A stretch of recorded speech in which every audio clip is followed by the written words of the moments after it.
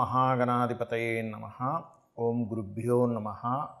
ఓం శ్రీమాత్రే నమః. పరమేశ్వర స్వరూపమైనటువంటి జ్యోతిష, వాస్తు మరియు ఇతర అనేకమైనటువంటి శాస్త్రములను మనకు అందించినటువంటి మహర్షులకి నమస్కారం. హయగ్రీవ హయగ్రీవ హయగ్రీవేతి యో వదేత్ తస్య నిస్సరతే వాణి జహ్నుకన్యా ప్రవాహవత్. అరుణాం కరుణాతరంగితాక్షీం ధృతపాశాంకుశపుష్పబాణచాపాం అనిమాదిభిరావృతాం మయూకైః అహమిత్యేవ విభావయే భవానీం. శ్రీమాత్రే నమః. ఓం పితృదేవతాభ్యో నమః.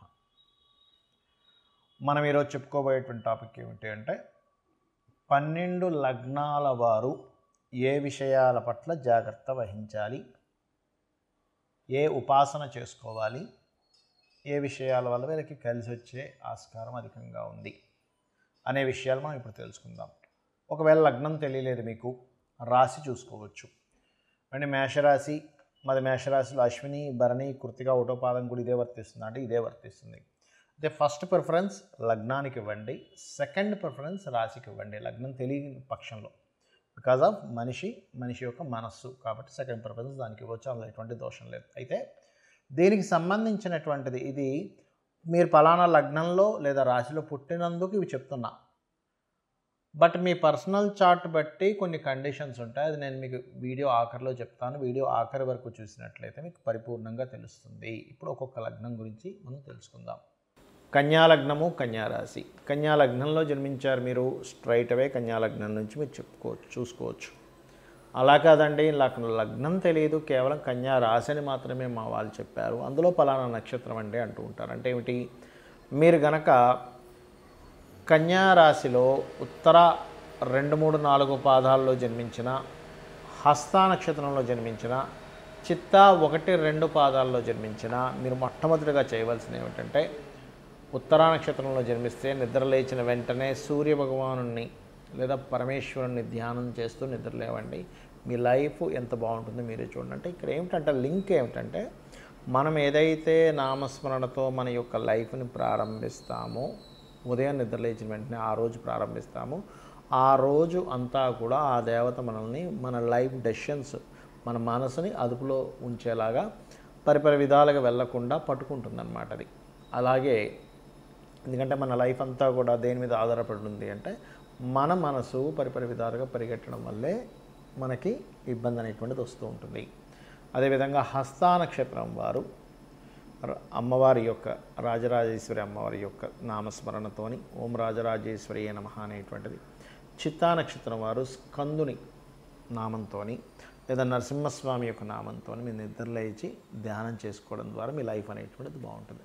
అయితే ఇక్కడ కన్యవారికి ఏ విషయాల వల్ల మీరు ఇబ్బంది పడతారు, ఏ అంశం మిమ్మల్ని ఇబ్బంది పెడుతుంది అంటే ముఖ్యంగా మదర్తో మీ యొక్క కర్మ సంబంధం కలిగి ఉంటుంది. అంటే సంథింగ్ మీరు మదర్కి చేయాల్సి రావడము, మదర్ ద్వారా మీరు కొంత స్ట్రెస్ అవ్వడము, లేదా సిబ్లింగ్స్తో అంటే తోబుట్టువులు వరుస వాళ్ళతో, కన్యా లగ్నం వారు కన్యా రాశి బాగా అర్థం చేసుకోండి, తోబుట్టువులతో సంబంధం ఉంటుంది అక్కడ. అంటే తోబుట్టువులే మీకు ఏదైనా ఇబ్బంది పెట్టడం కావచ్చు,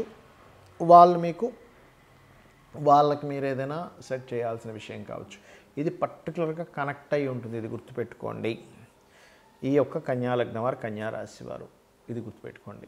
అలాగే మరి మీకు మంచి విషయాలు ఏమిటి, ఇక్కడ ఏ విషయం మీకు మంచి చేస్తుంది అని చెప్పి చూసుకున్నట్లయితే మేనేజింగ్ రిలేటెడ్ సంబంధించి మీరు మొత్తం ప్రతిదీ మేనేజ్ చేసుకునేటువంటిది ఏదైతే స్కిల్ మీలో ఉంటుందో సహజంగానే కన్యా లగ్నం వారికి మేనేజింగ్ స్కిల్స్ అధికంగా ఉంటాయి.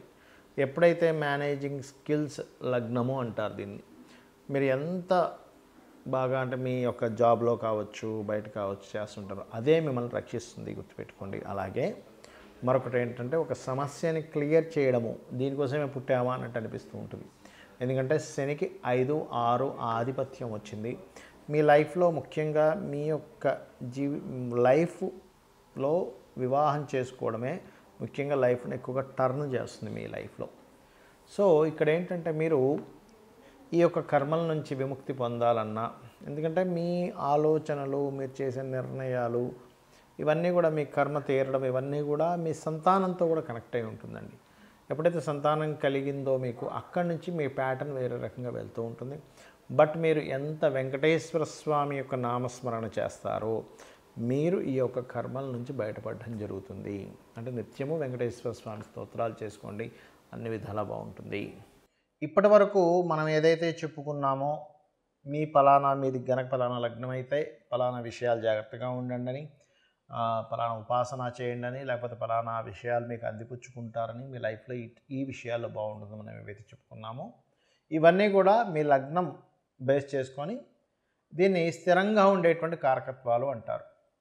అంటే పలానా లగ్నంలో పుట్టాము అంటే పంచమాధిపతి రవి అవుతాడు మేషంలో పుడితే, లేదా వృషభంలో పుడితే పంచమాధిపతి బుధుడవుతాడు, అదే మిథునంలో పుడితే పంచమాధిపతి శుక్రుడు అవుతాడు, లేకపోతే లగ్నాధిపతి బుధుడవుతాడు. ఇట్లా కొన్ని కాంబినేషన్స్ బట్టి చెప్పుకుందాం.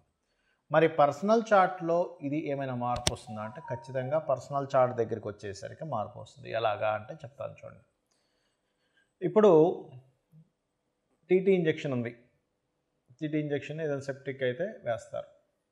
ఇప్పుడు ఆ ఇంజెక్షన్ అందరికీ పడదు, కొంతమందికి టెస్ట్ చేస్తారు. మీరు కొంచెంసేపు కూర్చోండి. ఎందుకండి అది అందరికీ వాడడానికే కదా అంటే కొంతమందికి స్పెసిఫిక్గా కొన్ని పడవు. కొన్ని ఫుడ్స్ కావచ్చు, కొన్ని మెడిసిన్స్ కావచ్చు, కొన్ని వాతావరణాలు కావచ్చు, కొంత నీరు కూడా. ఒక్కోసారి చూడండి, నేను వేరే దగ్గరికి వెళ్ళానండి, అక్కడ వాటర్ నాకు పడలేదండి అంటాం, అక్కడ గాలి నాకు పడలేదండి అంటాం, ఆ ఫుడ్ నాకు పడలేదండి అంటాం. ఎందుకంటామండి? మరి మిగతా 100 మంది బాగానే ఉన్నారుగా, నీకు ఒక్కడికి ఎందుకు ఇలా అయిందంటే బికాజ్ ఆఫ్ ఎవరి శరీర తత్వాన్ని బట్టి వారికి ఎలా అయితే కొన్ని విషయాలు బాగా పడతాయి, కొంతమందికి బాగా పడవు.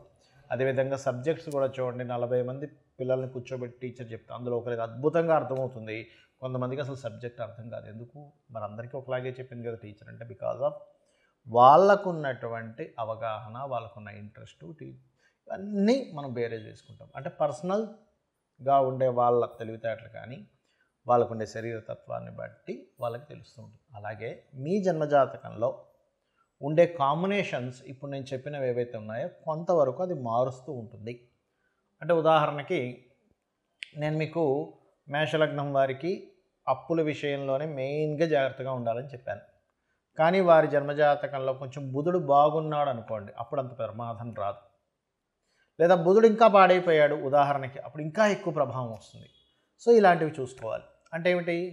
నేను ఏదైనా ఆరోగ్యం గురించి చెప్పానంటే మీ జాతచక్రంలో రవిని చూసుకోండి. రవి బాగున్నాడంటే మీరేం కంగారు పడక్కర్లేదు. రవి కనుక పాడేయాడంటే ఇంకొంచెం జాగ్రత్తగా ఉండాలి. మానసిక విషయాల గురించి చెప్పాను, చంద్రుడు బాగున్నాడు, ఎక్కువ కంగారు అక్కర్లేదు. చంద్రుడు పాడయ్యాడు, అప్పుడు మీరు ఏ బియ్యం దానం ఇవ్వడమో చేయండి. అలా కాకుండా యాక్సిడెంట్స్ లేకపోతే భూ వివాదాలు ఎక్కువగా ఉంటాయి ఈ లగ్నం వారికి అని చెప్పాను అనుకోండి, అప్పుడు మీరు చేయవలసింది ఏంటంటే కుజుడు బాగున్నాడా టెన్షన్ ఏం పెట్టుకోకండి. కుజుడు పాడైతే అప్పుడు మీరు కందులు దానంగా ఇవ్వడం, సుబ్రహ్మణ్యేశ్వర స్వామి ఆరాధన చేసుకోవడం, వారాహి అమ్మవారి ఆరాధన చేసుకోవడం చేయండి. అదేవిధంగా బుధుడు పాడయ్యాడు, అప్పుడు విష్ణు సహస్రనామాలు. బాగుంటే ఏం టెన్షన్ పడక్కర్లేదు. అంటే ఇప్పుడు నేను చెప్పినటువంటివి ఏవైతే ఉన్నాయో గ్రహం కనుక బాగుంది, ఆ రాసులు కనుక బాగున్నాయి, టెన్షన్ పడకండి. ఆ రాసులు బాగోలేవండి, ఆ గ్రహం పాడైంది, మరింత ఎక్కువ జాగ్రత్త తీసుకోండి నేను మీకు ఒక క్లారిటీ ఇస్తున్నాను. అదేవిధంగా గురువు అయితే శనగలు దానంగా ఇవ్వడం, గురువులు అంటే ఏదైనా బంగారానికి సంబంధించినటువంటి టీచింగ్ లైన్స్ సంబంధించిన విషయాల్లో కొంత జాగ్రత్తగా ఉండాలి. శుక్రుడైతే వివాహ సంబంధించిన విషయాల్లోని, శని భగవానుడైతే మీరు చేసే జాబ్ రిలేటెడ్ సంబంధించిన విషయాల్లోని, హెల్త్ విషయాల్లోని, రాహు అయితే విదేశాలకు వెళ్ళి అక్కడ ఉండేటువంటి విషయాల్లోని, కేతు అయితే కొంత ఆధ్యాత్మికత లేదా కొంత వైరాగ్య సంబంధించిన కొంతమందికి వస్తుంటుంది. అది పర్టికులర్గా ఏంటంటే కొన్నిసార్లు అయ్యో ఇటువంటి వైరాగ్యం ఈ సమయంలో రావడం ఏమిటి అనుకుంటూ ఉంటాం. ఏది మన మహాభారతంలో ఆ యొక్క యుద్ధం జరిగే సమయంలో అర్జునుడికి వచ్చినట్టు, అంటే ధర్మాన్ని వీడి ఒక రకమైన వైరాగ్యం. అప్పుడు కృష్ణుడు లాంటి వాడు మనకు కావాలి. ఆ శ్రీకృష్ణ పరమాత్మ యొక్క భగవద్గీత ఎవరైతే వింటారో ఈ వైరాగ్యం కూడా తగ్గుతుంది. సో నేను చెప్పినటువంటివి పర్సనల్ చార్ట్లోకి వచ్చినప్పుడు కొంత మార్పు వస్తుందనేటువంటి విషయాన్ని మీరు అర్థం చేసుకుంటూ నేను చెప్పినటువంటి పరిహారాలు మీరు చేసుకొని ఆ పితృదేవతల అనుగ్రహం కూడా పొంది లలితాంబిక అమ్మవారి యొక్క అనుగ్రహం కూడా పొందాలని మనస్ఫూర్తిగా కోరుకుంటూ మీ యొక్క జీవితాలు మరింత ఉజ్వలంగా మరింత సక్సెస్ఫుల్గా సాగాలని మనస్ఫూర్తిగా కోరుకుంటూ శ్రీమాత్రే నమః.